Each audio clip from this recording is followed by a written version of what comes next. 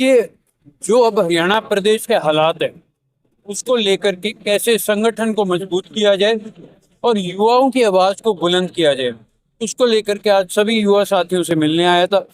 और जींद में 23 मार्च को, जो कि शहीद भगत सिंह जी का दिवस है और युवा दिवस भी कहते हैं, उस दिन हम बड़ा आयोजन करके सरकार को इस बात का आगाज कराएंगे कि भाई अब हरियाणा का युवा चुप नहीं बैठेगा, क्योंकि आज बेरोजगारी सबसे बड़ा कारण है जिसकी वजह से युवा या तो नशे की लत में जा रहा है या फिर अपराध की दुनिया में जा रहा है।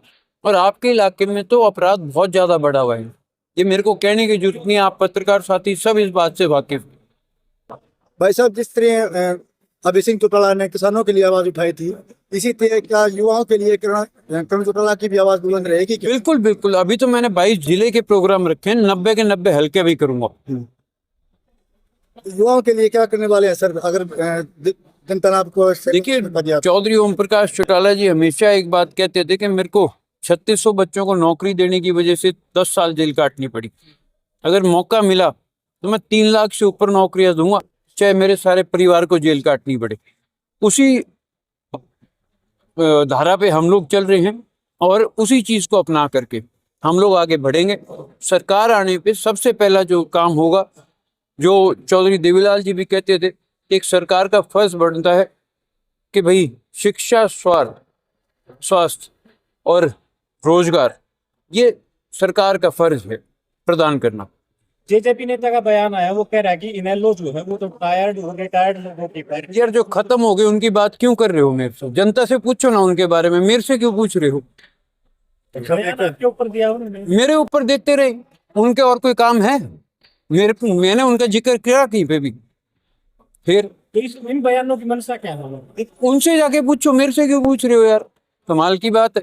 राठी साहब के आरोपी जो है वो अभी तक नहीं पकड़े गए। देखिए, उसका जिक्र मैंने अभी करा भी है और हम लोग अपनी तरफ से पूरा प्रयास कर रहे हैं। बाकी ये तो सरकार की मंशा है कि वो नहीं चाहती ऐसा कुछ हो, कि कोई कार्रवाई हो।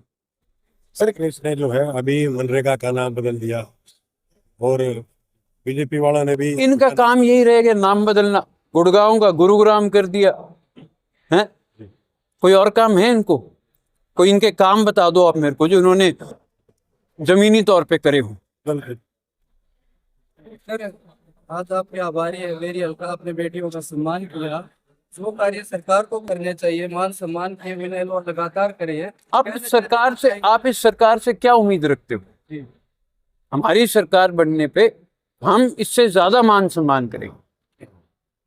बेटियों का ध्यान रखा जाएगा अच्छे से? बिल्कुल रखा जाएगा। इन्होंने तो नाम दिया है बेटी बचाओ बेटी पढ़ाओ, पर इस पे कार्रवाई क्या करी आज तक? हरियाणा के अंदर 4000 सरकारी स्कूल बंद हो गए और देश के अंदर 1 लाख से ऊपर स्कूल बंद हो गए। प्राइवेटाइजेशन लेके आ रहे हैं, गरीब बच्चे पढ़ेंगे कैसे? ये तो इनका फर्ज बनता है कि शिक्षा प्रदान करना। खेल नीति जो है वो भी बंद कर दी गई है, लेकिन जो स्टेडियम है उनकी हालत भी खस्ता है, उस पर क्या विचार है? देखिए, स्टेडियम पहले फ्री होते थे, अब इन्होंने फीस भी लगा दी। मैं कल गुड़गांव था, चौधरी देवीलाल स्टेडियम है वहां पर, पहले बच्चे मुफ्त में जाकर के अपनी प्रैक्टिस कर सकते थे, अब वहां पे एंट्री फीस है। तो ये तो किसी तरह पिछाड़ने का काम कर रहे हैं और देश की सबसे बड़ी एकेडमी, स्पोर्ट्स एकेडमी गुजरात में बना रहे हैं। क्या मतलब है?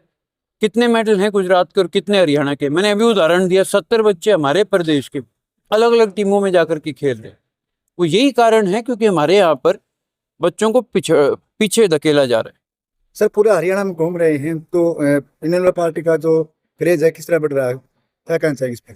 मुझे कहने की जरूरत नहीं, आपने खुद देखा है किस प्रकार से आज कितने युवा साथी यहाँ पहुंचे थे और किस हिसाब से पूरा स्टेडियम फुल था और जितने अंदर बैठे थे उससे ज्यादा बाहर भी खड़े थे।